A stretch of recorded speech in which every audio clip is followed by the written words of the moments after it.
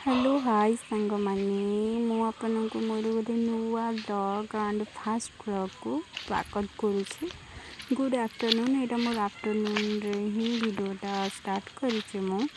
यहाँ मुझे आम बाड़ी आउ कि सारू गछ लगेबार अच्छे से किसी अलिया जो पड़ी नड़ार से सब सफा करुच्ची कारण ये हणा जीव गात खोलिकी से किसी आलू जो सारू लगेबा तो देखिपे सफा मु कर सारी तापरे एबे सारू लगेबा बापा हाणिले एबे चलतु जीवा।